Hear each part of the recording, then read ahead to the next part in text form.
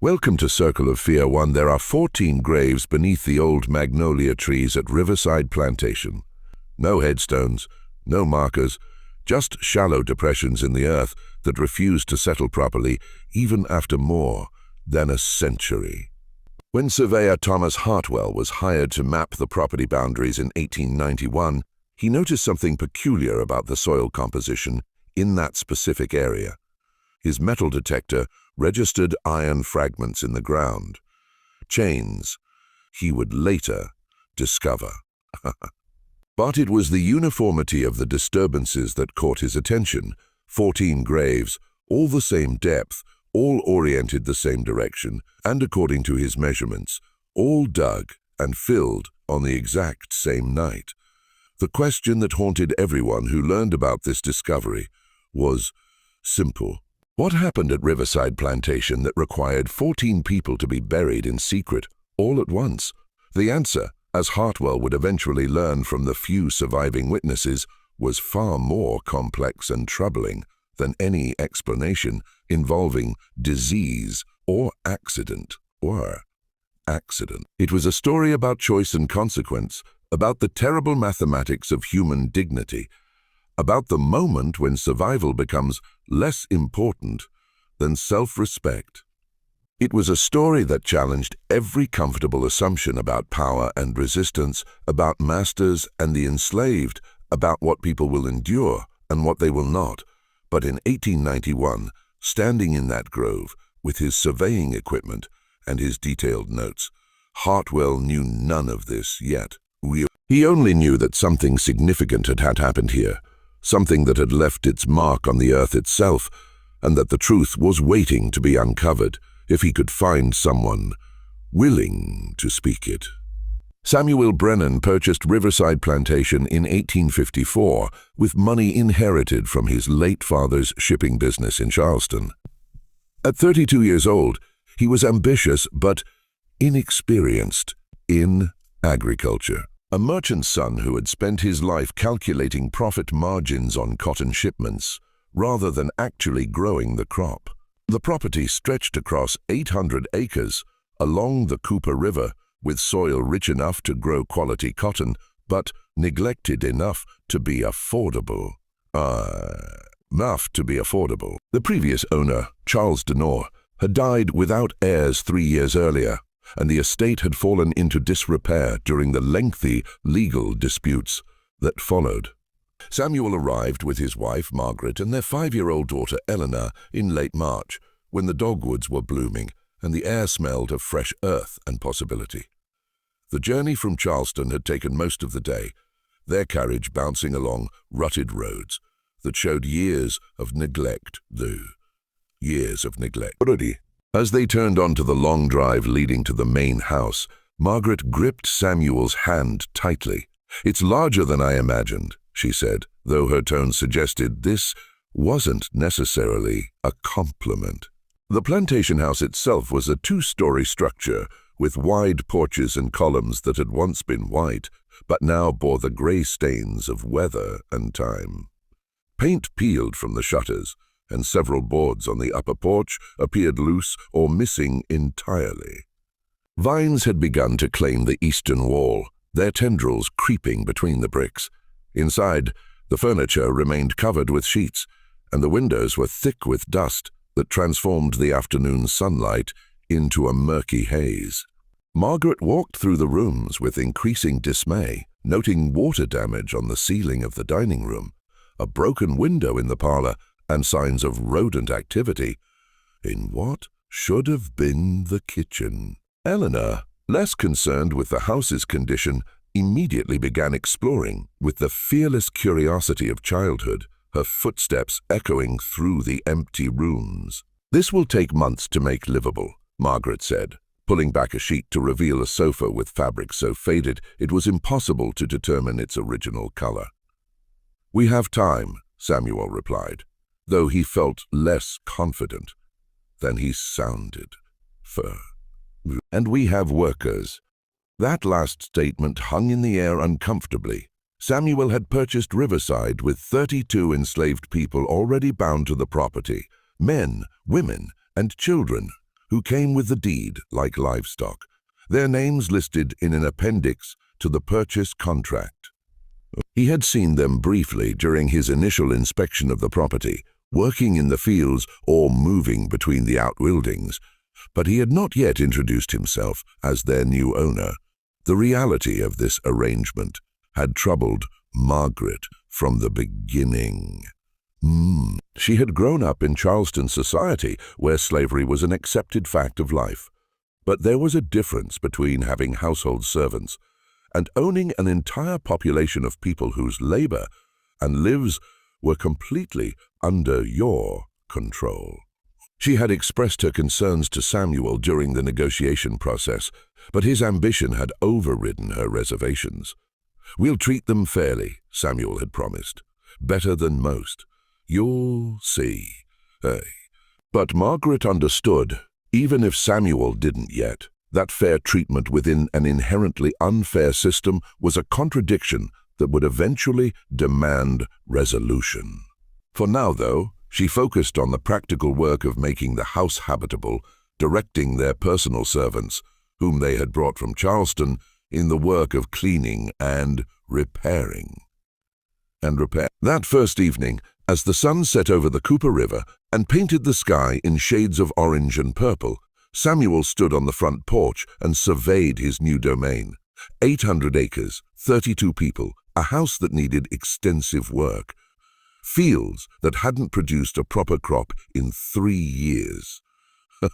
It was overwhelming and exhilarating in equal measure. He didn't notice the small group of people watching him from near the quarters. 3 older men and 2 women, their faces shadowed by the failing light, their expressions unreadable. They were taking the measure of their new master, just as he was taking the measure of his property. Though their calculations involved different variables, they were asking themselves the question that every enslaved person asked when ownership changed hands. Would this one be better or worse than the last? Among them stood Henry, the plantation's overseer, a man in his 50s who had been born on Riverside and knew every acre of it, better than anyone alive. He had survived Charles Denoy's ownership through a combination of competence, careful deference, and the ability to anticipate what his master wanted before being asked. Now, watching Samuel Brennan on the porch, Henry was already beginning the complex work of understanding this new man's character, identifying his weaknesses and strengths, determining how to navigate the relationship in ways that might protect the people under his supervision. "What do you think?" "What do you think?" asked the woman standing beside him. Her name was Judith, and she ran the kitchen operations. Henry was quiet for a long moment. Too early to say. He's young, might be idealistic. Those types can be unpredictable. Better than Dunmore. Anyone would be better than Dunmore. Henry said quietly, But that's a low standard." They stood in silence as darkness fell completely, watching the lights come on in the main house, watching their new owners begin their life at Riverside Plantation. None of them knew yet about the crisis that would come, about the choice that would need to be made, about the 14 graves that would mark the grove forever. For now, they simply waited to see what kind of man Samuel Brennan would prove to be. Samuel's first full day at Riverside began before dawn. Or he had slept poorly, the unfamiliar sounds of the plantation keeping him alert. Frogs along the river, an owl hunting in the trees, the distant sound of someone coughing in the quarters. He rose with the first light and dressed quickly, intending to tour the property before the heat of the day made such exertion unbearable. He found Henry already awake and supervising the morning distribution of tools and work assignments. The overseer's small house was located between the main house and the quarters, a strategic position that allowed him to monitor both. Henry had been expecting Samuel's early appearance and had prepared accordingly. "Mr. Brennan," he said with a slight nod, "figured you'd want to see the operation." "I do. Show me everything." They walked together through the plantation as the sun rose. Henry explaining the layout and condition of each section. The east fields, where cotton had been grown successfully for years, showed signs of depletion, but could be revived with proper care and crop rotation. The west fields were more problematic, prone to flooding when the Cooper River ran high, the soil heavy with clay that made drainage difficult. Denor tried to expand production into the west fields, Henry explained as they stood at the edge of a particularly waterlogged section. Pushed people to work the land even after it flooded. Lost 3 people to fever as a result. They were working in standing water, breathing bad air. Samuel noticed how Henry phrased it. Lost 3 people as if they had been misplaced rather than killed by negligent working conditions. He filed this observation away, recognizing it as evidence of how Henry had learned to discuss sensitive topics with plantation owners. "We won't work flooded fields," Samuel said firmly. "It's not worth the risk." Henry showed no reaction, but Samuel noticed a slight relaxation in the man's shoulders, a tension he hadn't realized was there. They continued the tour. The plantation's infrastructure was extensive, but poorly maintained. There was a cotton gin that needed repair. Then, several storage buildings with leaking roofs, a blacksmith's forge that hadn't been used in months, and a small hospital building that was empty, except for a few broken CS and some ancient medical supplies. Denor didn't believe in medical care, Samuel asked, examining the neglected hospital. He believed in not spending money on anything that didn't directly produce cotton. Henry replied carefully. They visited the quarters next, a collection of small cabins arranged in 2 rows, each housing 1 or more families. The structures were basic wooden frames with clay-chinked walls, dirt floors, single rooms with fireplaces for cooking and heating. Some cabins showed signs of maintenance and care. Small gardens swept yards, minor repairs, while others were in poor condition with gaps in the walls and roofs that sagged dangerously. "Some of these need to be rebuilt," Samuel observed. "Yes, sir. Been saying that for years. Fudu."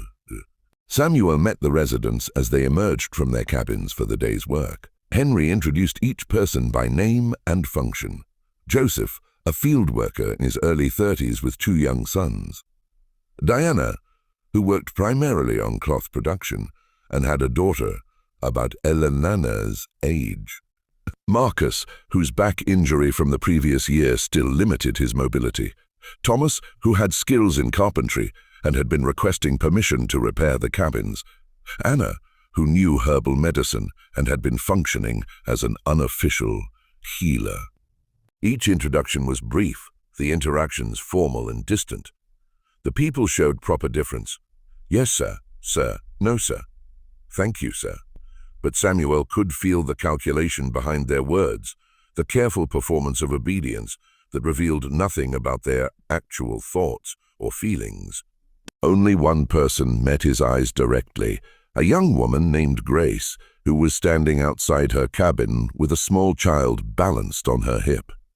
When Henry introduced her, she looked at Samuel with an expression he couldn't quite read. Not hostile, but not differential either. Evaluating. "Morning, Mr. Brennan," she said, her voice neutral. "Good morning," Samuel replied, uncertain how to interpret this interaction. After they moved on, Samuel asked Henry about her. "Grace is independent-minded," Henry said carefully.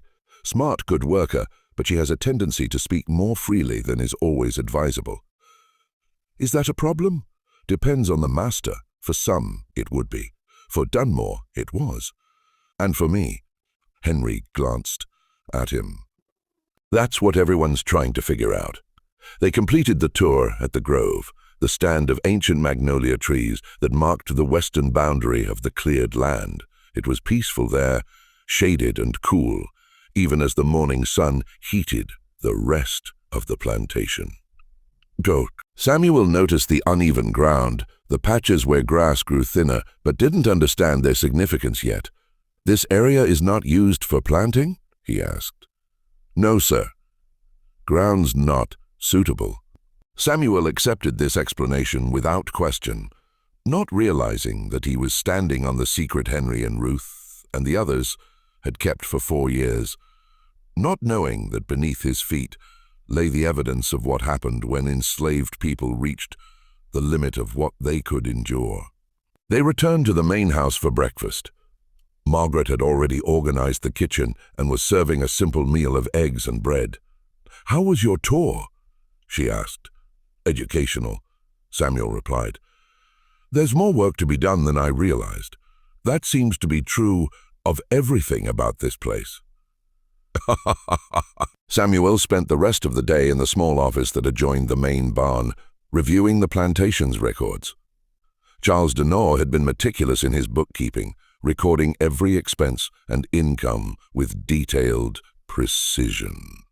Samuel traced the plantation's financial history through these ledgers, seeing the pattern of declining productivity that had characterized the final years of Dunner's ownership. But there were gaps in the records, periods when no entries were made, when the careful tracking simply stopped. The longest gap was in July of 1850, 10 days without any notation, then a series of unusual expenditures when the record-keeping resumed. Payment to Dr. Silas Crawford, $45 payment to Reverend John Walsh, $20 payment for necessary materials and services, $75 property record adjustment, 14 deceased. Samuel studied these entries with growing curiosity. What kind of event would require a doctor and a minister and significant expenditure on unspecified materials and services? And why had Dunmore stopped keeping records during the event itself?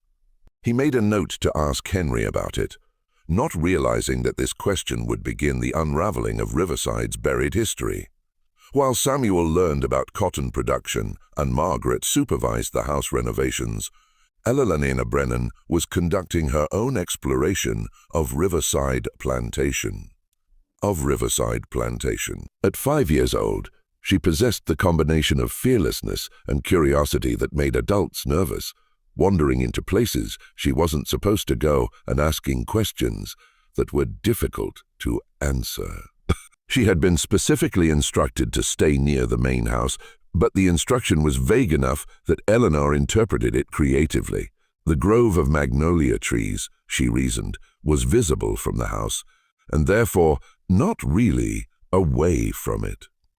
This logic was sound enough for a 5-year-old. And so on her 3rd day at Riverside, she set off toward the massive trees that had captured her attention since arrival. The grove was cooler than the surrounding land, the thick canopy blocking much of the sunlight and creating a dim cathedral-like atmosphere. The air smelled different here, earthier, damper, with an underlying scent Elenina couldn't identify. She walked slowly through the space, running her hand along the rough bark of the magnolia, examining the glossy leaves that had fallen and created a thick carpet on the ground. That's when she noticed the patches of bare earth. There were 14 of them, arranged in 2 neat rows of 7 each. The grass grew around these patches, but not in them, as if something about the soil prevented proper growth. She didn't understand the full story yet, wouldn't understand for years, but she grasped the essential truth that this was a place of significance, a place that deserved attention and care. Ruth often found her there and would sit with her, gradually sharing more details about the people who rested beneath the magnolia. Not the full story, not the terrible conclusion, but the human details that made them real. Joseph loved to sing. Diana could braid hair in beautiful patterns. Marcus carved small wooden animals for the children. These visits didn't go unnoticed. The other enslaved people at Riverside observed Elenina's attention to the grove with a mixture of confusion and cautious approval. Here was the master's daughter, treating their dead with respect, acknowledging losses that had been officially buried and forgotten. Margaret noticed as well, and was considerably less approving. "You need to stop letting her go to that place," she told Samuel one evening after Eleanor had been put to bed. "What place?" The grove, where the previous slaves are buried. Samuel looked up from the agricultural journal he had been reading. How do you know there are slaves buried there? The servants told me. Everyone knows. It's where Donor buried his dead. Then it's a cemetery, and there's nothing inappropriate about a child visiting a cemetery. Margaret's voice rose in frustration. It's not a proper cemetery, Samuel.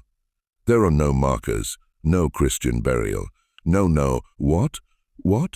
No recognition that the people buried there were human beings worthy of respect. The argument continued circling around fundamental disagreements about propriety and humanity, about what Eleanor should be exposed to and what she should be protected from, about whether acknowledging the dead of Riverside Plantation was appropriate or dangerous. In the end, Samuel decided that Eleanor could continue her visits, though Margaret extracted a promise that the girl would always be accompanied by an adult. This compromise satisfied no one, but at least prevented further conflict. What neither Samuel nor Margaret realized was that Eleanor's attention to the grove was already changing something at Riverside. The people who had maintained the secret for 4 years were beginning to wonder if perhaps the new master's family might be different enough that the truth could finally be spoken aloud. As spring progressed into early summer, Samuel became increasingly absorbed in the work of reviving Riverside's productivity. He studied agricultural techniques, consulted with experienced planters from neighboring properties, and made careful decisions about planting schedules and resource allocation. The cotton fields were showing promising growth, and Samuel allowed himself to feel cautiously optimistic about the plantation's prospects. But there were aspects of Riverside that troubled him, details that didn't quite fit together, silences that felt deliberately. The workers were productive but subdued, completing their assigned tasks with efficient silence. There were none of the work songs Samuel had heard on other plantations, none of the conversations or laughter he had expected. People moved through their labor like ghosts present, but not fully alive. He mentioned this to Henry during one of their regular meetings. "They're very quiet," Samuel observed. "Is there a reason?" Henry considered his answer carefully. "People work different ways, Mr. Brennan. Some plantations have more spirit, I suppose you'd call it. Riverside has had a harder history." Harder how?" Mr. Donor was demanding. People learned it was safer to work quietly and not draw attention. But Donor has been dead for 3 years. Surely they'd feel comfortable expressing themselves now. Habits run deep, sir, and people are still figuring out what kind of master you'll be. Samuel found this answer unsatisfying, but didn't know how to push further. He had no experience reading the subtle dynamics of enslaved communities, no understanding of how trauma shaped behavior across years. He also noticed that certain topics seemed to create visible tension. Any mention of summer of 1850 made people uncomfortable. Questions about the grove elicited vague responses about ground not being suitable for planting. Inquiries about the gaps in Donor's records were met with variations of, "I don't recall the details, sir." The most dramatic example came during a conversation with Judith, who ran the kitchen operations. Samuel asked her about meal planning and whether there were any seasonal considerations he should understand. "Well, sir," Judith said carefully, "summer can be difficult. The heat affects how much people can work, and if they're not getting enough food and water, problems develop quick." "What kind of problems?" Judith hesitated, glancing toward the door as if checking for listeners. "Exhaustion, heat sickness." Back in 50, there was a bad spell when she stopped abruptly, her expression closing down. "When several people took ill, the July that's missing from the records. I wouldn't know about the records, sir, but you were here. You remember what happened?" "I remember there was sickness, that's all." The conversation ended there, But Samuel couldn't shake the feeling that he was being told a carefully edited version of the truth. Everyone knew something, but no one was willing to say what. His frustration grew until finally, in mid-June, he confronted Henry directly. They were in the equipment shed reviewing an inventory of tools that needed repair or replacement. Samuel had been making notes in a ledger when he came across the entries from July 1850. Again, the gap, the mysterious expenditures, the notation of 14 deceased. "Henry, I need to know what happened in the summer of 1850. The overseer's hand-stilled on the plough blade he had been examining. "Mr. Brennan, no more evasions. Every person on this plantation knows what happened, and everyone's protecting the secret." "Woostet, I can't run this property effectively if I don't understand its history. Some history is better left alone. That's not your decision to make." Henry set down the plough blade and turned to face Samuel fully. His expression was a mixture of reluctance and resignation. The look of a man being forced to do something he had long resisted. "You really want to know?" "Yes. Even if the knowing changes everything, even if you can't unknow it once you've heard it." "Yes." Henry was quiet for a long moment, weighing his options. Then he said, "The person you need to talk to is Ruth. She was there. She saw everything from beginning to end. She can tell you what happened better than I can." "Why won't you tell me?" "Because I was part of it, Mr. Brennan. I made choices that summer, did things I'm not proud of, failed to do things I should have done." Ruth can give you the story without he paused, searching for words, without the guilt getting in the way. Samuel studied Henry's face and saw something there he hadn't seen before. Shame, deep and old and unresolved. Whatever had happened 4 years ago, it still haunted the overseer. "All right," Samuel said. "I'll talk to Ruth." "When you do," Henry said quietly, "remember that the people involved didn't have good choices. They had terrible choices and impossible choices, and they did the best they could with what they had. Try to remember that while you're judging them. I'm not interested in judging. I'm interested in understanding. Sometimes those things can't be separated." That evening, after the day's work was complete, and the plantation had settled into its nightly rhythms, Samuel went to find Ruth. He located her outside her cabin, sitting on a 3-legged stool and snapping green beans into a bowl. The sun was setting, painting the western sky in shades of orange and crimson. "Ruth, I need to talk to you." She looked up, unsurprised by his appearance. "I know what you want to talk about. Henry told me you'd been asking questions. Will you tell me what happened?" Ruth set aside the bowl of beans and gestured to a log that had been positioned near the cabin as an informal seat. Samuel sat, and Ruth remained on her stool, her old hands folding together in her lap. "Before I tell you," she said, "I want you to understand something. What happened that summer wasn't inevitable. It was the result of choices. Donor's choices mostly, but others too. And once I tell you the whole story, you'll carry it with you. It'll change how you see this place, how you see the people here, maybe how you see yourself. You sure you want that?" "I'm sure." Ruth nodded slowly. "All right, then." "I'll tell you about the summer of 1850 and about the 14 graves in the grove and about how ordinary people ended up making extraordinary choices because there was nothing ordinary left available to them." Ruth's voice took on the quality of someone who had told this story before, at least to herself in the quiet hours of night. Samuel listened, without interruption, as she began. The trouble started in June of 1850, though the seeds had been planted long before that. Oh, before that.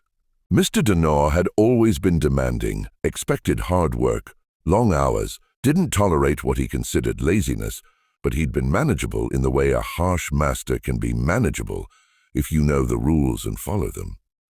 Then he got word from Charleston that his creditors were getting impatient. The plantation hadn't been producing the way it used to, and he owed money to the banks, to his suppliers, to other planters he'd borrowed from. They were threatening to call in his debts, which meant he'd lose Riverside if he couldn't pay. Denor's response was to increase production immediately. He cut the break time during work, added hours to each day, eliminated the Sunday rest period. He said we'd work harder until the plantation was profitable again, and anyone who couldn't keep up would be sold south to the rice plantations. Soon, Samuel knew enough about plantation economics to understand the threat. The rice plantations in the Deep South were notorious for brutal conditions and high mortality rates. Being sold south was one of the worst fates an enslaved person could face. How did people respond? He asked. Most tried to keep up. What choice did they have? You work or you get punished, sold, killed. Those are the options when you're someone's property. But the pace Denor was demanding wasn't sustainable, especially not in summer heat. Joseph tried to talk to Denor about it. Fu asked respectfully if there could be more water breaks, shorter work periods during the hottest part of the day. Denor had him whipped for insubordination. 10 lashes in front of everyone to make sure we all understood that there would be no negotiating. After that, people stopped complaining. They just tried to survive. July came in hot, hotter than anyone could remember. The kind of heat that makes the air shimmer, makes you dizzy just standing still. And Dunner pushed harder. Longer hours, faster pace, less water, less food because he said we were eating into the profit margins. Then a girl named Sarah collapsed. Ruth paused, her hands tightening in her lap. Samuel waited, sensing that this was where the story turned from difficult to unbearable. Sarah was 14, sweet girl, always singing while she worked. She'd been in the field since before dawn that day. No shade, no breaks. Temperature must have been close to 100 degrees. She just fell right into the cotton plants, didn't make a sound, just went down like someone had cut her strings. Henry carried her back to the quarters. We tried everything. Cool water, shade, fan and ghee her to bring down the fever. Nothing worked. She died just after sunset. Denor's response was to say we'd work an extra hour the next day to make up for the lost productivity. Samuel felt his stomach turn. He didn't even acknowledge that she'd died because of his orders. No, sir, he didn't acknowledge that all. Called it a weakness in her constitution. Said he'd make sure to buy hardier stock in the future. That's the word he used, stock, like she was a horse that had gone lame. Ruth's voice had remained steady throughout this recitation, but Samuel could hear the anger beneath the calm surface, fury that had been banked for 4 years, but never extinguished. That's when everything changed, Ruth continued. People weren't just scared anymore. They were angry, the kind of angry that burns away fear, at least for a while. Ruth stood slowly, her old bones protesting, and walked a few steps toward the grove, visible in the distance as a dark mass of trees against the darkening sky. Henry called a meeting that night. Everyone came except the smallest children. We left them sleeping in the cabins with a few of the oldest women watching over them. We gathered in the space behind the quarters, where we could talk without being heard from the main house. Nobody knew what to expect. Meetings like that were dangerous. If Denor found out, there would be consequences. But Sarah's death had broken something open, and everyone needed to talk about what came next. Joseph spoke first. His wife had died 2 years before from fever, and he was raising his 2 sons alone. He said very quietly, "This can't continue. This can't continue. Denor is going to kill us all one at a time and call it natural causes." Diana agreed. She worked on cloth production mostly, but Denor had been sending her to the fields too, trying to squeeze more work out of everyone. She held up her hands. They were torn up from the cotton bolls, bleeding through the cloth wraps she'd made. She said, "I can't feel my fingers anymore. Another week of this, and I won't be able to hold anything at all." Marcus, who'd been injured the year before when a cotton bale fell on him, said his back had gotten worse from the increased workload. He couldn't straighten all the way anymore, spent his nights in pain. One by one, people shared their stories, not complaining exactly, just stating facts. This is what's happening to my body. This is what's being taken from me. This is what I'm losing. Then Thomas asked the question everyone was thinking. What do we do about it? Someone suggested running, just leaving in the night, heading north, taking our chances. But Joseph shook his head. Dogs, he said, catchers. Denor has connections across 3 states, and even if some of us made it out, he'd take it out on whoever stayed behind. You know, he would. Oh, someone else suggested slowing down the work, making mistakes, subtle sabotage that would hurt production without being obviously intentional. But Diana pointed out that Denor would just increase the hours even more, punish people until the pace picked up again. We went around and around like that for an hour, proposing and discarding ideas. Nothing seemed like it would work. Nothing seemed like it would change the fundamental situation. We were trapped, and Denor held all the power. Then Grace spoke. You met her young woman with the baby. Back then, she didn't have children yet, was only 19 years old. She'd been quiet through most of the meeting, just listening. But finally, she said, what if we stop trying to win? What if we just try to end it on our terms? Everyone looked at her. Nobody understood what she meant at first. I mean, Grace continued, we can't beat Dunmore. We can't escape him. We can't negotiate with him. But we can choose how this story ends for us. We can decide that we'd rather die standing up than live another day on our knees. The silence that followed was profound because everyone understood immediately what she was suggesting, and everyone knew she was right. There was no winning scenario.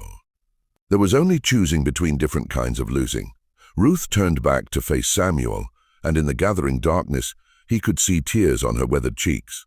That's when Henry said, anyone who wants to make that choice, I'll stand with you. But it has to be a choice. Nobody gets pressured. Nobody gets guilted into it. You decide for yourself if you'd rather die free than live enslaved. And 14 people said yes. Samuel sat in stunned silence, trying to process what Ruth was telling him. His mind kept rejecting the implications, searching for alternative interpretations that would make the story less horrifying. They decided he couldn't finish the sentence. They decided to confront Dunner and accept the consequences. Ruth said, they knew what would happen. Knew he'd kill them rather than accept defiance. But they were done being property, done being used up and thrown away. They wanted one moment of choosing for themselves, even if that moment cost them everything. But that Samuel struggled for words. That's not resistance. That's suicide, is it? Ruth's voice was sharp. When your choices are work yourself to death slowly or die standing up for your dignity, which one is really suicide? At least they got to decide. At least they got to look Denor in the eye and say no before the end. Samuel had no response to that. The logic was irrefutable, even as it horrified him. Who were they? He asked. The 14. Ruth sat back down on her stool, her movements slow and pained. I'll tell you about each one because they deserve to be known as people, not just numbers in a tragic story. Joseph Ricks was 32, had 2 sons, ages 7 and 5, strongest man on the plantation, could carry twice what anyone else could, loved to sing, had a voice that could carry across the fields, deep and rich. His boys adored him. Diana Wells was 29, could braid hair in patterns so intricate they looked like art. Had a daughter who was 8. Diana had been teaching her to read in secret, using a Bible she'd found hidden in the main house years before. Marcus Red was 41. Before his injury, he'd been the plantation's best carpenter. Could fix anything, build anything. He carved small wooden animals for the children. Horses, birds, rabbits. Every child here had at least one of Marcus' carvings. Thomas Carter was 23, was courting Grace, actually planned to ask Denor's permission to marry her. He was gentle, patient, the kind of person who never raised his voice, even when he had every reason to. Anna Price was 35, knew herbs and healing. She's the one who took care of people when they got sick or injured, delivered most of the babies born on this plantation in the last 10 years, including your daughter's age group. James Foster was 27. Could tell stories that made everyone laugh, no matter how tired they were. Had a gift for mimicking people's voices and mannerisms. Even in the worst times, James could find something to make people smile. Eliza Hayes was 31, made beautiful quilts from scraps of fabric. Every quilt told a story, though you had to know how to read the patterns, to understand them. Some of her quilts were maps, actually, ways to navigate north if anyone ever tried to run. William Grant was 19, fastest runner anyone had ever seen, could outpace the dogs if given a head start. He'd been planning to run north, had been studying Eliza's quilts to learn the route well. But after Sarah died, he decided he'd rather stand with his community than save himself alone. Rebecca Shaw was 42, knew dozens of spirituals by heart, led the singing on Sundays when Denor allowed us to gather for services, had a voice like an angel, clear and pure and full of longing. Daniel Brooks was 38, was gentle with animals. Horses that were fractious with everyone else would calm down for Daniel. Dogs would follow him around like he was their master. Children, too. They gravitated to him because he never lost patience. Never got angry. Sarah Monroe was 22. Yes, same name as the girl who collapsed. They weren't related, but they'd been close friends. After Sarah the younger died, Sarah the elder said she couldn't keep going, couldn't keep working for the man who'd killed her friend. John Ellis was 53, the oldest of the 14, had been born on this plantation, worked here his entire life. His wife had died years before, his children sold away when Denor needed money. He had nothing left but his dignity, and he wanted to die with it intact. Catherine Wright was 26, could sew anything, made all the clothes for the plantation from raw fabric. Her stitches were so neat, and even they looked like machine work. She had nimble fingers and endless patience. Robert Stone was 34, had been teaching himself to play the fiddle. He'd found a broken one in the main house storage and had been slowly repairing it, teaching himself songs by ear. He could play 3 songs well enough to dance to. Those were the 14, each one a complete person with skills and dreams and connections to others. Each one loved by someone, each one convinced that dying with dignity was better than living without it. Ruth paused in her telling, accepting a dipper of water Samuel had retrieved from the well. She drank slowly, gathering her strength to continue. They spent 2 days preparing, not preparing weapons or planning an escape, preparing themselves mentally and spiritually for what they decided to do. Joseph spent time with his sons teaching them things he wanted them to remember.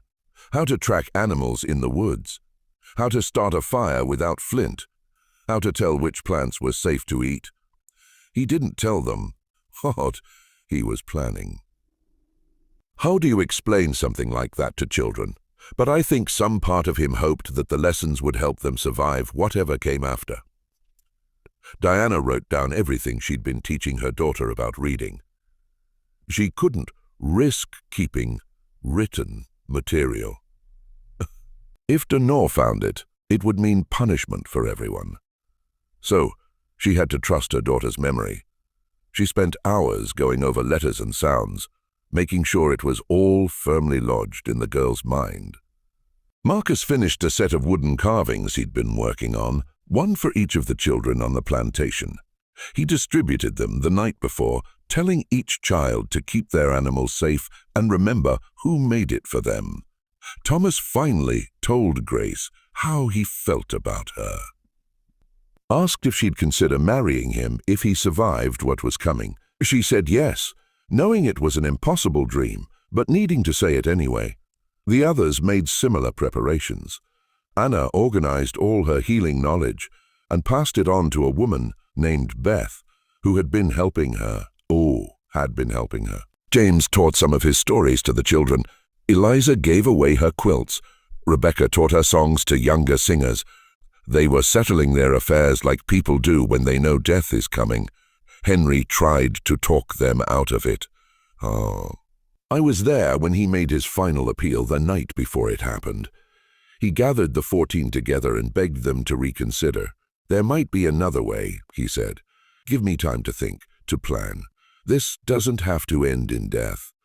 But Joseph shook his head. We've given this system our whole lives. We've worked and bled and watched our people die. We're done giving. Tomorrow we take something back. Our right to say no, our right to choose. Even if the choice is only about how we die. You have children, Henry said.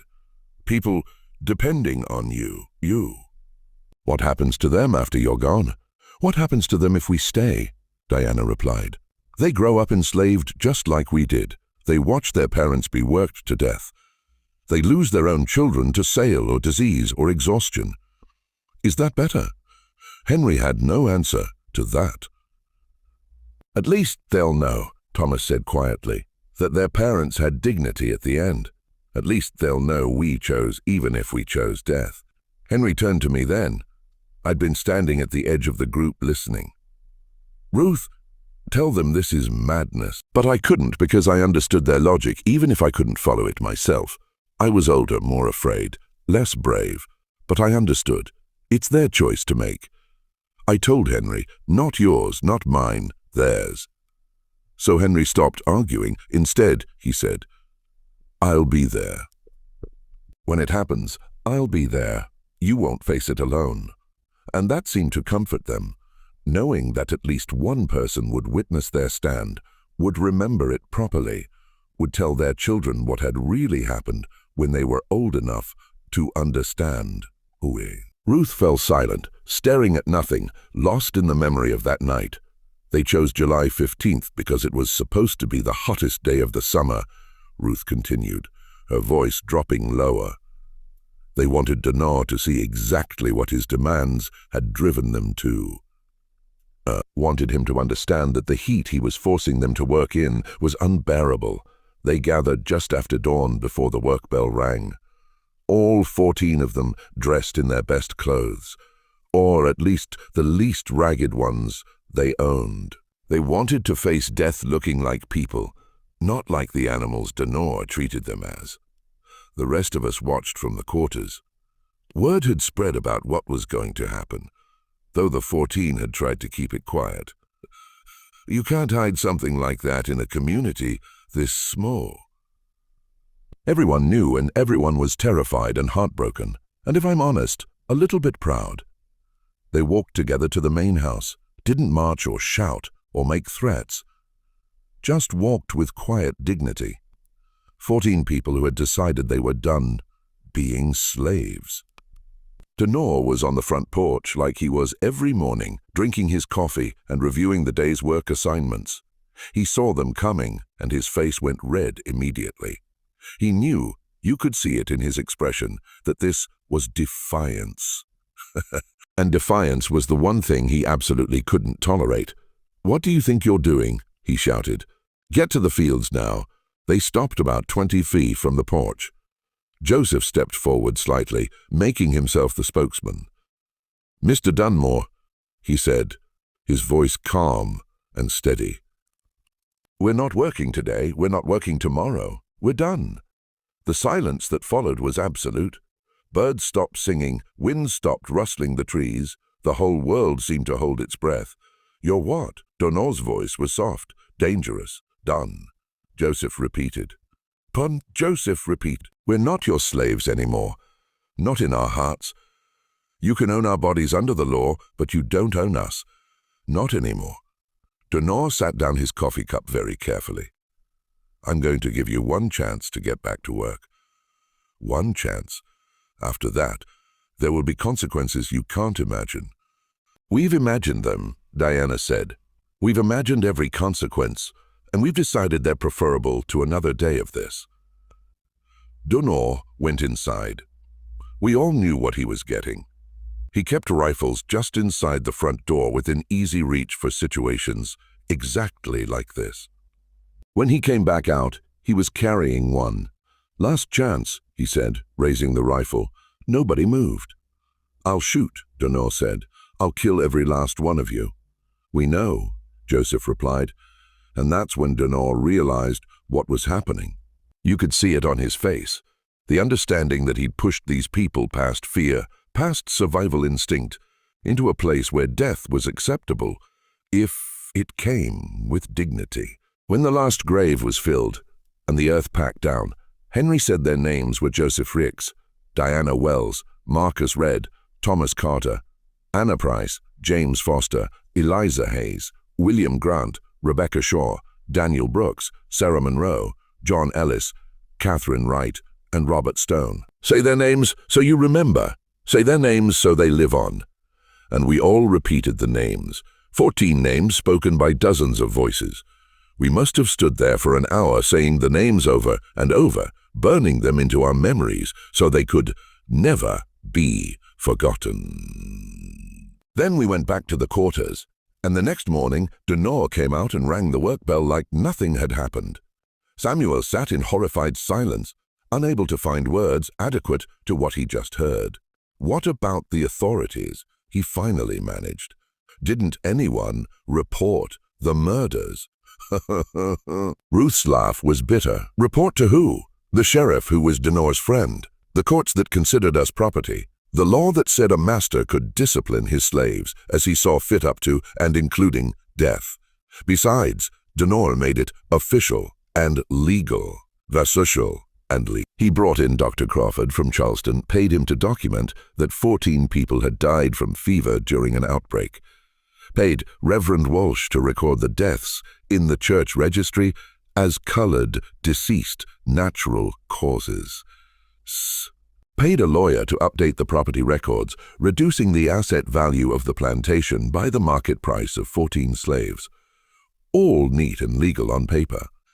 The official story was that disease swept through the quarters in July of 1850 and 14 people succumbed. Nobody questioned it because nobody cared enough to question it. We were property that had been lost, nothing more. The truth was buried with them in that grove. And until you came along asking questions, we've kept it buried. Samuel sat with Ruth's story for a long time, turning it over in his mind, trying to process the moral complexity of what he'd learned. Finally, he asked, "What happened to the children? The ones left behind?" Joseph's sons were raised by their aunt. Diana's daughter was eventually sold to a plantation in Georgia. Donor needed money again and decided she was old enough to bring a good price.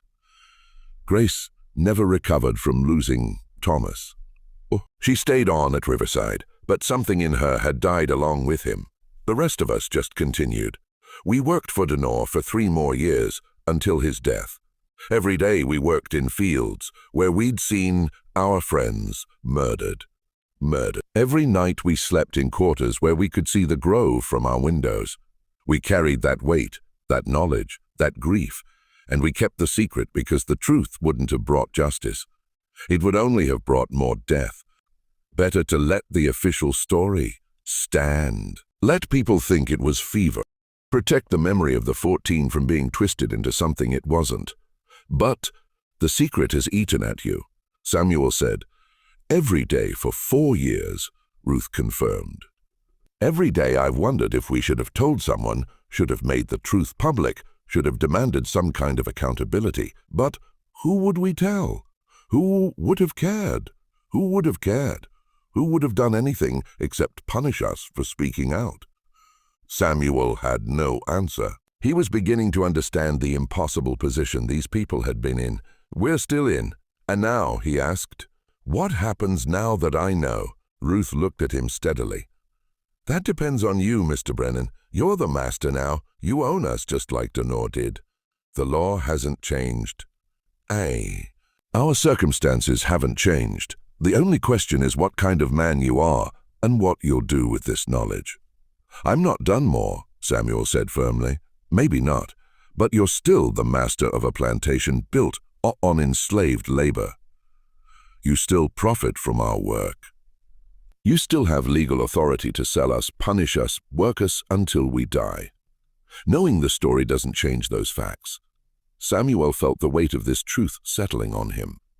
Ruth was right. His good intentions didn't alter the fundamental wrong of the situation. He might be kinder than done more, might treat the people at Riverside with more humanity, but the system remained unchanged. "What would you have me do?" he asked. "I can't tell you that. This is your burden now, your choice to make. Just like those 14 made their choice, you have to make yours. I just hope you choose better than Denor did." Samuel walked back to the main house in darkness, Ruth's words echoing in his mind. He found Margaret waiting for him, concern evident on her face. "You were gone for hours. What did you learn?" Samuel told her everything. The work conditions, Sarah's death, the decision of the 14, the confrontation, the murders, the secret burial.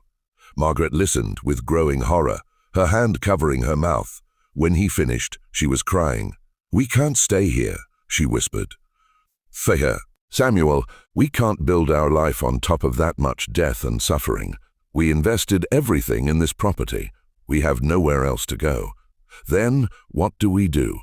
Just pretend we don't know. Work these people and take their labor and act like 14 people weren't murdered 50 yards from our house."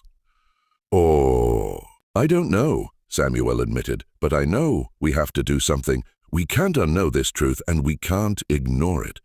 They sat together in the dark parlor, two people confronted with a moral burden they hadn't expected to carry, grappling with questions that had no easy answers. Samuel didn't sleep that night. He paced the upstairs hallway thinking about Joseph and Diana and Marcus and the 11 others, about their children left behind, about the weight of secrets and the cost of truth. By dawn, he had reached a decision. He found Henry at first light before the day's work began. "I want to mark the graves," Samuel said without preamble. "Proper markers with names. Ruth knows who they were. We'll have stones carved and install them in the grove." Henry stared at him. "Mr. Brennan, do you understand what that would mean?" "You'd be acknowledging what happened, making it public. The truth should be public. Those people deserve to be remembered properly. And what about the living? What about the people here who've been protecting that secret? You make it public and suddenly everyone knows Riverside is the place where slaves defied their master. Other planters might see that as dangerous, might put pressure on you to make an example of the people still here." Samuel hadn't considered this. The regional politics of plantation ownership were complex, with unwritten rules about how to handle labor problems and maintain social order. A public acknowledgement of what had happened might be seen as encouraging further resistance. "What would you suggest?" he asked. Henry considered carefully. "If it were my choice, which it isn't, I'd find a way to honor them that doesn't put a target on the living, something that means something to those who know, but doesn't advertise to those who might use it as an excuse for cruelty." They talked for hours, debating options and consequences. Samuel consulted with Ruth, with Judith, with several others who had witnessed the events of July 1850. Gradually, a compromise took shape. Instead of formal headstones that would draw attention, Samuel would plant living memorials, trees that would bloom each year, marking the graves in a way that could be explained innocuously to outsiders, but would carry deep meaning for those who understood. He selected dogwood trees specifically because of their symbolism. The white flowers resembled crosses, and legend held that the dogwood had been used to build Christ's cross, a tree that suffered but survived, that bloomed each spring as a reminder of resurrection. It seemed appropriate for people who had chosen death over degradation, who had suffered but maintained their dignity. Samuel also commissioned a single bronze plaque to be installed on a stone in the grove. The inscription would tell truth without providing details that might endanger the living. Here rest 14 souls who chose dignity over survival. Their names are known to those who love them. July 15, 1850. It was a compromise between silence and full disclosure, between protecting the living and honoring the dead. Samuel purchased 14 young dogwood saplings from a nursery in Charleston, explaining to the proprietor that he was creating a memorial grove for family members. The lie came easily, which troubled him, but he recognized the necessity of maintaining some level of secrecy. He also had Ruth write down the 14 names in careful script, including details about each person, their ages, their skills, their families. This record would be kept in the plantation's official books, a private archive that would preserve their stories for future generations. The memorial ceremony was planned for late September, when the worst of the summer heat had passed, and the work of planting trees would be less physically demanding. Samuel gave everyone at Riverside the day off from work. This decision raised eyebrows among the neighboring planters who somehow learned of it, but Samuel didn't care. This was a day for remembering, not working. The entire plantation community gathered in the grove. More than 30 people, including children who had never fully understood what had happened there 4 years ago. Samuel had Henry set up rough benches made from split logs, creating a space that felt like an outdoor chapel. Lelene stood beside her parents, holding her mother's hand tightly. At 8 years old, she still didn't know the full story, but she understood this was significant. Henry stood before the group and began to speak. We're here to remember 14 people who lived on this land, who worked this soil, who were part of this community. Hi, Fo. Their names were Joseph Hendris, Diana Wells, Marcus Redd, Thomas Carter, Anna Price, James Foster, Eliza Hayes, William Grant, Rebecca Shaw, Daniel Brooks, Sarah Monroe, John Ellis, Catherine Wright, and Robert Stone. As Henry read each name, he paused, and someone from the crowd would share a memory or detail about that person. After Joseph's name, he could sing like nobody else. His voice carried across the fields and made the work feel lighter. After Diana's name, she taught my daughter to read. Risked everything to give that gift. After Marcus's name, he carved me a rabbit when I was 6 years old. I still have it. I'll keep it forever. The testimonies continued, building a portrait of 14 complete human lives, each one rich with relationships and skills and dreams. By the time all 14 names had been read and remembered, many people were crying. Not just grief, but a mixture of sorrow and pride and relief that finally, after 4 years of secrecy, the truth was being acknowledged. Samuel stepped forward to speak next. I didn't know these people, he said. I'll never know them the way you did, but I've learned their stories, and I understand what they did and why they did it. They made a choice that shouldn't have been necessary. A choice between dignity and survival, and they chose dignity. He paused, feeling the weight of his next words. I can't undo what happened to them. I can't bring them back or give them justice, but I can do this. I can make sure they're remembered. I can plant these trees so that every spring when they bloom, we're reminded of their courage and their humanity. And I can promise that as long as I own this land, their story will not be forgotten. It was a small thing, inadequate to the scope of the tragedy, but it was what Samuel could offer. The planting began.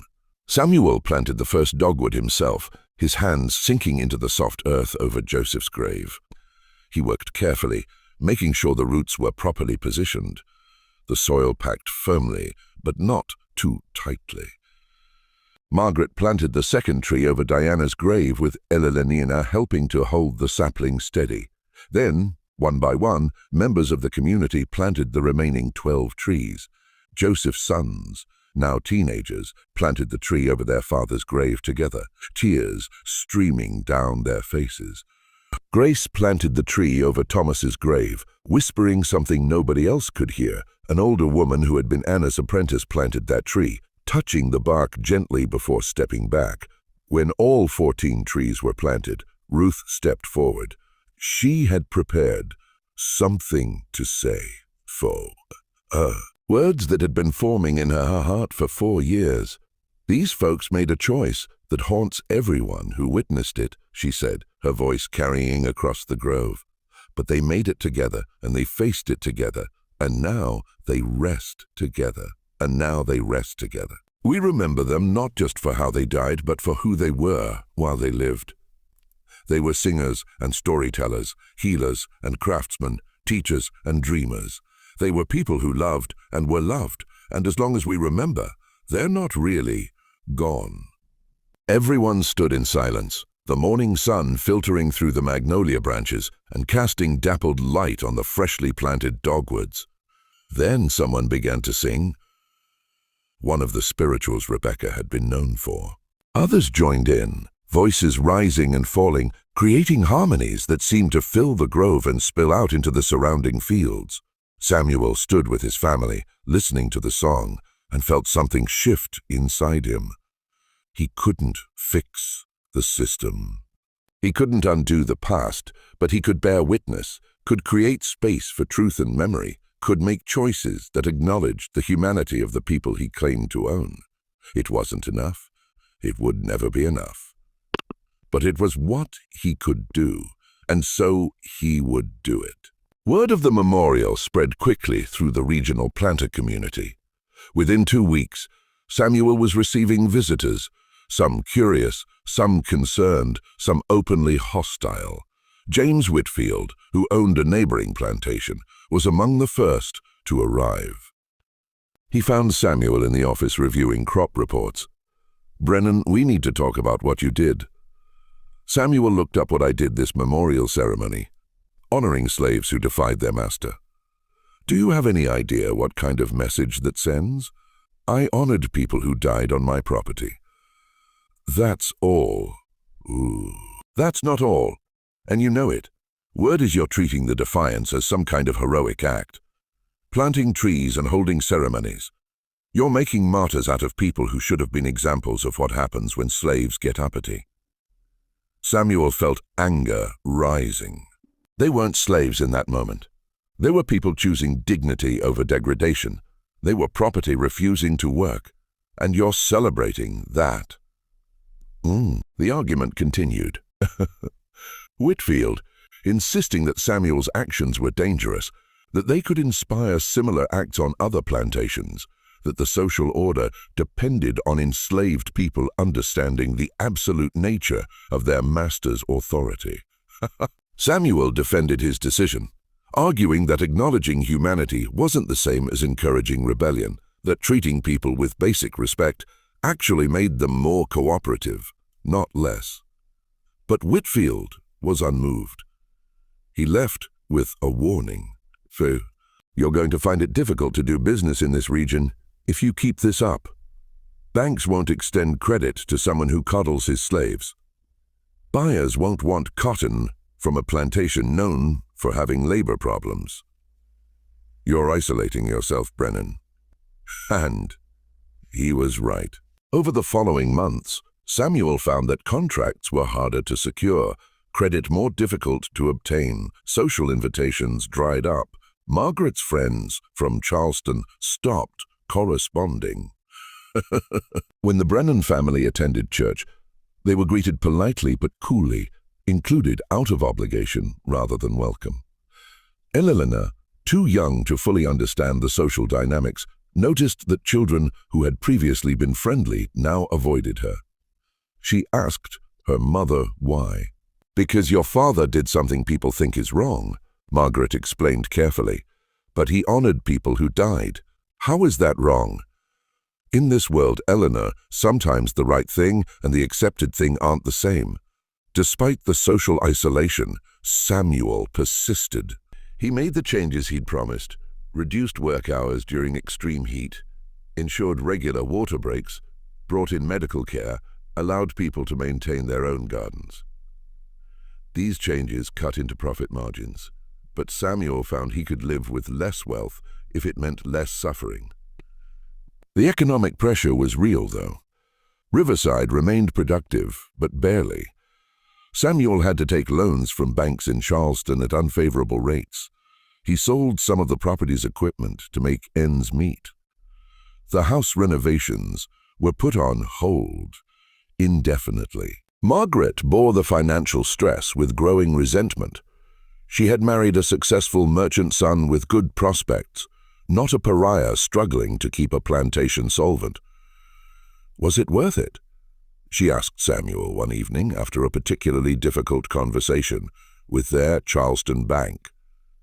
The trees, the memorial, the changes to how we operate. Was it worth becoming poor and isolated? Samuel looked at her, seeing the frustration and fear in her expression. Would you prefer we'd stayed silent? Continued Denoy's legacy, as if nothing had happened.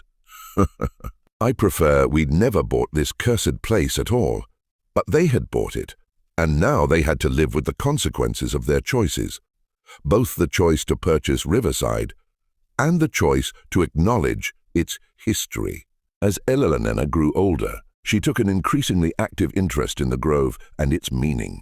At 10 years old, she asked her father directly what had happened to the people buried there.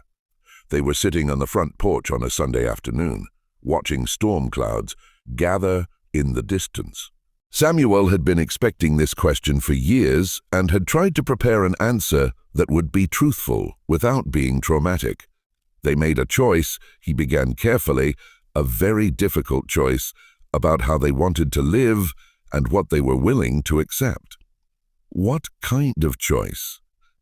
The previous owner of this plantation, Mr. Denoy, was working people too hard. A girl died from the heat and exhaustion. 14 people decided they couldn't keep living that way, so they confronted him. They told him they wouldn't work anymore, and he killed them. Samuel was startled by how directly Eleanor had reached the conclusion. Yes, why? Because he couldn't accept that people he considered his property had the right to refuse. Because he saw their defiance as a threat to his authority, because the law allowed him to do it. Eleanor processed this information with a seriousness beyond her years. The law was wrong. Yes, are the laws still wrong? Samuel felt the weight of this question. How did you explain to a child that the system her family participated in, the wealth they derived from it, was built on fundamental injustice? Yes, he said finally, the laws are still wrong, and good people, people like you and me, have to decide what we do about that. We could free everyone, Eleanor said with a child's straightforward logic. Then they could choose for themselves. It's more complicated than that. Why? And Samuel found himself unable to articulate a justification that wouldn't sound like an excuse. The truth was that freeing everyone would mean financial ruin, social ostracism even worse than what they already faced, possibly legal challenges. These were real consequences, but were they more important than human freedom? He couldn't say yes. But he also couldn't bring himself to sacrifice everything he had built. I don't have a good answer, he finally admitted. I'm trying to be better than Denoy was. I'm trying to treat people with humanity and respect. But you're right that it's not enough. Maybe your generation will be braver than mine. Eleanor looked at the grove in the distance where the dogwood trees were now tall enough to create significant shade. I go there every week, she said. I take care of the trees and say the names. Ruth taught me all of them. More. I think remembering is important. Even if we can't fix everything, we can at least remember. That's wise, Samuel said, putting his arm around his daughter's shoulders. But it's not enough either, Eleanor replied. Remembering without changing anything is just feeling sad, while the same bad things keep happening. Samuel had no response to that. His 10-year-old daughter had identified the central moral failure of his compromised position. That memory, without action, was ultimately hollow. Ruth had been old when Samuel first arrived at Riverside, and the years continued to take their toll. By 1857, she was 78 and increasingly frail, her body finally giving out after more than 7 decades of hard labor. Samuel brought doctors from Charleston, paying for treatments that were largely ineffective, but at least demonstrated his concern. Ruth was moved to a better cabin, given lighter duties, provided with whatever comfort could be managed within the constraints of the plantation system. But she was dying, and everyone knew it. On a warm evening in June, Ruth asked to be taken to the grove one last time. Henry and Samuel carried her on a litter, setting her gently in a chair they had brought from the main house. Eleanor sat beside her, holding her weathered hand. The dogwood trees had grown substantially in the 3 years since their planting. They were now tall enough to provide real shade, their branches spreading wide. White blooms covered the trees. It was late in the season for blooming, but a few flowers remained. Brilliant white against dark green leaves. "They're beautiful," Ruth said softly, her voice weak. "Joseph would have loved them. He always said dogwoods were his favorite." "Tell me about them again," Eleanor requested. "About all of them." So Ruth did one last time. She went through all 14 names, sharing stories about each person, their quirks and habits, their laughter and tears, their dreams and fears, She spoke until her voice grew tired, until the words came slower and softer. "Ruth," Eleanor said quietly, "are you afraid of dying?" Ruth shook her head slightly. "No, child. I've lived long enough to see these trees bloom. I've lived long enough to know their names are remembered. That's more than I expected to get. What are you afraid of then?" Ruth was quiet for a moment. "I'm afraid that someday, after everyone who was there is gone, people will forget what really happened. They'll see the graves and the trees and make up prettier stories, easier stories, stories that don't ask hard questions about what people are capable of doing to each other." "I won't forget," Eleanor promised fiercely. "I'll make sure my children don't forget either. No, I'll tell them the true story, the hard story. Will you?" Ruth looked at the girl beside her. "Even if telling the truth makes people uncomfortable, even if it threatens your family's position." "Yes," Eleanor said without hesitation. Ruth smiled faintly. "Then I can rest easy. The story will outlive me." She turned to Samuel, who had been standing quietly nearby. "Mr. Brennan, you're a better man than Dunor was, but you're still a man who owns slaves. I hope you understand what that means, what it makes you responsible for, and I hope you're teaching your daughter to be even better than you are." "I'm trying," Samuel said. "Try harder because she's going to inherit this whole mess, and she'll need to decide what kind of world she wants to live in. Make sure she has the courage to choose better than our generation did." Ruth died 2 days later, peacefully, in her sleep. Samuel had her buried in the grove among the 14 she had remembered so faithfully. A 15th dogwood tree was planted over her grave, and her name was added to the journal. Ruth Campbell, keeper of memory, age 78. The inscription on her section of the journal, written by Samuel himself, read, "She carried the weight of truth when others would have chosen the comfort of silence. She remembered when forgetting would have been easier."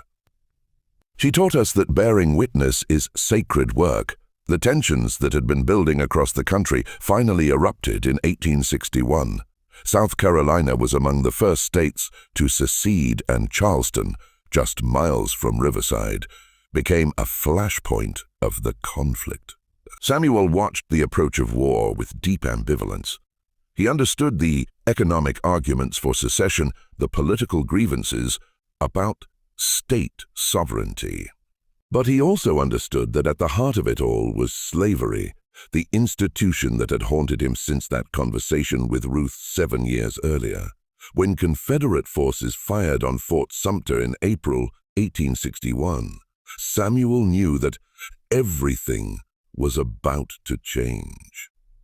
The war years were difficult at Riverside. At many neighboring plantations had their owners and overseers leave to join the Confederate Army, leaving the properties barely managed and production declining. Oh, Samuel, now 49 years old, was too old for conscription and had no desire to fight for a cause he couldn't fully support. But the war affected Riverside nonetheless. Union blockades made it difficult to sell cotton even when it could be grown. Confederate requisitions took food and supplies. Young men from the surrounding area were conscripted, leaving fewer workers available for harvest. And there were rumors, persistent growing rumors, that enslaved people were escaping to Union lines when Northern forces came within reach, that they were being freed, employed, even enlisted to fight against their former masters. Henry, now 68 years old, came to Samuel in the fall of 1863 with a request that had been unthinkable 4 years earlier. Mr. Brennan, some of the younger folks are talking about leaving, heading toward the coast, where Union forces are operating. I wanted you to hear it from me before you heard it from someone else. Samuel had known this was coming. Who's planning to go? Grace and her children, Thomas's sons, Joseph's boys, Diana's daughter. If she can make it back from Georgia, maybe a dozen others. When soon before winter makes travel too difficult, Samuel was quiet for a long time. Then he said, "I won't stop them." Henry stared at him. "You won't?" "No, I won't organize it. Won't help directly because that could bring legal trouble on everyone who stays. But I won't stop them." "Oh. I won't send dogs after them. I won't report them to the authorities." "That's not what I expected." "What did you expect?" "Honestly, I expected you to say you'd hold them to their legal obligation, that the law said they couldn't leave, that you'd use force to keep them here, if necessary." "No." Samuel shook his head. "I've spent 10 years wrestling with the moral contradictions of this place. I'm not going to compound those contradictions by forcing people to stay when they have a chance at freedom. They might all leave." Henry warned. If word gets out that you're not pursuing runaways, everyone might go. Then they go, I'll face whatever consequences come." As it turned out, not everyone left. Some people, particularly the elderly and those with deep ties to the land, chose to stay, at least for now. But over the course of 1864, the population of Riverside gradually diminished as people took their chances with Union lines. Grace was among the first to go. She came to Samuel before leaving and said something he would never forget. "Thank you for the trees, for remembering Thomas and the others. It doesn't make up for anything, doesn't change what this place is, but it meant something, still means something." Then she was gone, walking north with her children and a small bundle of possessions, heading toward an uncertain future. That one choice. Far own choice. The Confederacy fell in 1865. The 13th Amendment abolished slavery, and Samuel Brennan found himself in a world that had fundamentally changed while leaving many structures intact. Riverside survived the war, physically intact. The Union forces never made it this far inland, and Confederate requisitions, while burdensome, hadn't destroyed the plantation's infrastructure. But economically and socially, everything had transformed. The people who had remained at Riverside were now legally free. They could leave whenever they chose. They could negotiate for wages. They could refuse orders. Samuel called a meeting in late May 1865, gathering everyone who was still on the property. "You're all free now," he said simply. "That's not my decision or my gift. It's the law of the land. Bonjour. You can stay here and I'll pay you wages for your work, or you can leave and I'll do nothing to stop you. The choice is yours." Henry, now 72, and feeling every year of it, spoke first. "What kind of wages?" Samuel named a figure he had calculated carefully enough to be fair, but not so much that it would bankrupt the plantation in its weakened state. "And housing?" asked Judith. "You can stay in the cabin's rentry if you work here. If you choose not to work but want to stay, we can negotiate rent. If you want to leave, the cabins will be here for whoever needs them." "What about the land?" This from a younger man named Samuel, named ironically after Samuel Brennan himself. "Can we rent plots to farm for ourselves?" "Yes, we can arrange that." The questions continued for hours, working out the practical details of how a former plantation would operate in a post-slavery economy. It was messy and uncertain, with everyone feeling their way through unfamiliar territory. Some people left immediately, heading to cities or other regions where opportunities might exist. Others stayed, at least temporarily, because they had nowhere else to go and Riverside was familiar ground. Henry stayed. When Samuel asked him why, the overseer gave a complicated answer. "I've spent my whole life on this land, supervised people I cared about while pretending I didn't, made choices that kept people alive, even if it meant compromising with evil. Now I'm too old to start over somewhere else. Might as well finish my days here, trying to help build something better out of the ruins." Production continued, though at a much reduced level. Wage labor was less efficient than enslaved labor, not because free people worked less hard, but because free people could refuse unreasonable demands, could take breaks when needed, could prioritize their own health over production targets. Samuel found he preferred it this way, even if it meant lower profits. There was something honest about it, about people choosing to work and being compensated for that choice. Eleanor, now 21 years old, took an active role in managing Riverside during these transition years.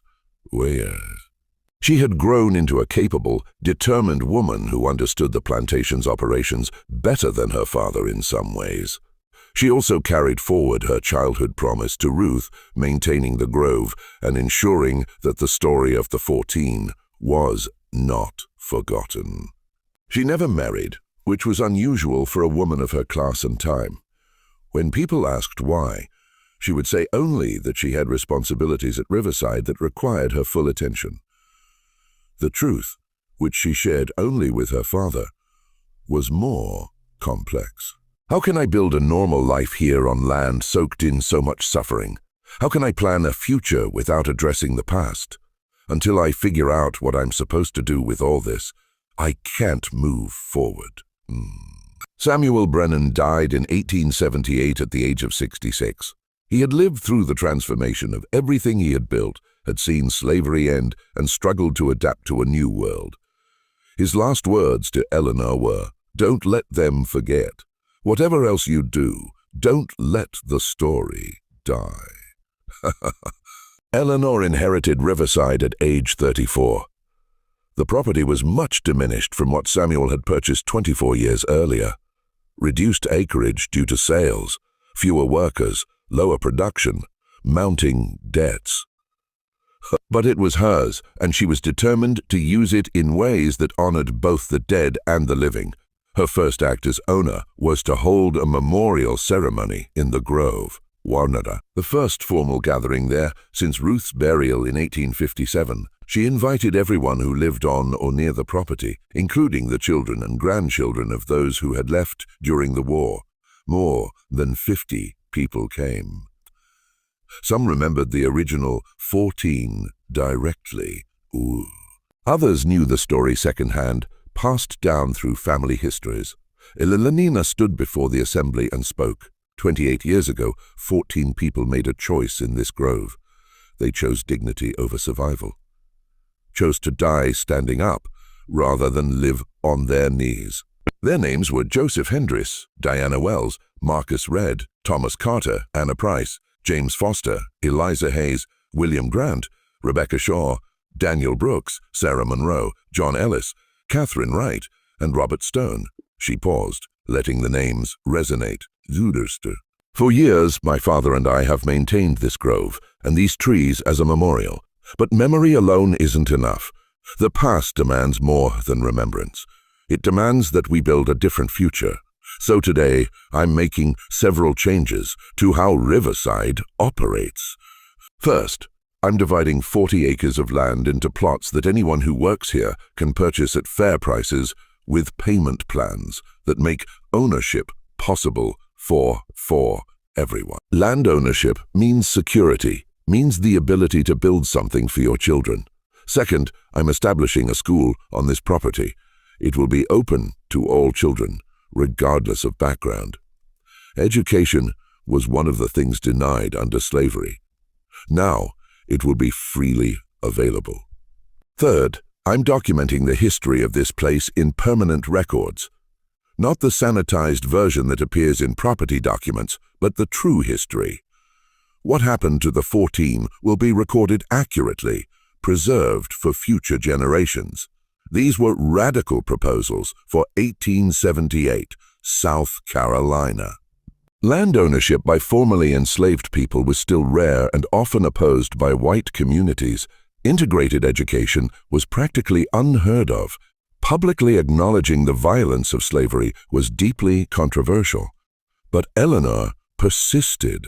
She used what remained of the Brennan family wealth to implement her plans. The school opened in 1879 in a renovated barn, teaching reading, writing, and arithmetic to children who had previously had no access to education. The land sales began slowly but accelerated as word spread that ownership was actually possible, and she maintained the grove, ensuring that the dogwood trees were tended, that the bronze plaque remained legible, that every spring the white blooms served as a reminder of the 14. She also commissioned a journal, a detailed written record of everything Ruth and Henry and others had told her about the summer of 1850. This journal was kept in a locked trunk in her house with instructions that it should be preserved and eventually made public when the time was right. Years passed. Eleanor grew older. The dogwood trees grew taller. The story of the 14 graves became local legend, though the details were often distorted in retelling. Some versions made the buried people martyrs for abolition, which wasn't quite right. They had died in 1850, before the abolitionist movement gained real momentum, and their choice had been personal rather than political. Other versions sanitized what happened, turning deliberate murders into tragic accidents, turning a confrontation about dignity into a misunderstanding about work assignments. But those who tended the grove knew the real story. They knew about Denora's cruelty and the impossible choice 14 people had faced. They knew about Samuel's attempt to honor them and Eleanor's commitment to preserving their memory. They knew about Ruth, who had carried the weight of truth for years. The truth protected by those who cared enough to preserve it endured. Eleanor never had children of her own, but she essentially adopted dozens of young people who came through her school, teaching them not just academic subjects, but also the moral lessons embedded in Riverside's history. "Oh, the past can't be undone," she would tell her students, "but it can teach us. Those 14 people in the grove made a choice that shouldn't have been necessary. They had to die to be free, and that's a tragedy that should never be repeated. Your generation has different choices available, and what will you do with that freedom?" She lived until 1899, dying at age 55 from pneumonia that her weakened body couldn't fight off. She was buried in the grove, the 16th dogwood, planted over her grave. The inscription in the journal, written by one of her former students, read, "Eleanor Brennan carried forward the work of remembrance her father began. She transformed a place of death into a place of learning. She proved that bearing witness is only the first step." What matters is what you do after you know the truth. When surveyor Thomas Hartwell discovered the unusual soil composition in the grove in 1891, most people who had directly witnessed the events of July 1850 were dead. Henry had died in 1875. Grace had passed away in 1880 in Philadelphia, where she had built a new life after escaping during the war. Joseph's sons, Diana's daughter, the children of the 14. Most had scattered to other places, carrying the story with them, but no longer living on the land where it happened. Hartwell's discovery generated brief interest. Reporters came asking questions. Historians wanted to know the details. Local gossip speculated about what tragic event had resulted in so many graves, but Elenina's journal remained locked away, not yet ready to be shared publicly. The truth was known to those who needed to know it, preserved for a future generation that might be ready to hear it without distorting it. The dogwood trees stood tall by then, mature enough to provide substantial shade, their blooms brilliant white each spring. Each spring. The bronze plaque was weathered, but still legible, and beneath the earth 16 people rested, 14 who had chosen death over degradation, 1 who had kept their memory alive, and 1 who had tried to transform tragedy into something meaningful. The story of Riverside Plantation continued through the 20th century. The property changed hands multiple times, was subdivided, developed, transformed. The main house was eventually restored and opened as a museum. The school Eleanor founded evolved into a larger institution that continued her educational mission, but the grove remained untouched, preserved as sacred ground. Local ordinances protected it from development. Volunteers maintained the dogwood trees, and every year on July 15th, a memorial ceremony was held to remember the 14. The attendance varied over the years. Sometimes dozens came, sometimes only a handful. But the ritual persisted, reading the names, sharing the story, standing in silence beneath the dogwoods. By the time of Hartwell's discovery, the story had taken on layers of meaning that the original 14 could never have anticipated. They had made a personal choice about dignity in an impossible situation, but their choice had become a symbol of resistance, of the human need for self-determination, of the price of freedom, of the weight of history. Were they heroes, victims, martyrs? Perhaps all of these, or perhaps none of these labels quite captured the complicated truth of what they did and why. What mattered most in the end was that they were remembered not as anonymous casualties of a brutal system. Not as property that had been lost, not as footnotes in someone else's story. They were remembered as people, Joseph and Diana and Marcus and the others who had lived and loved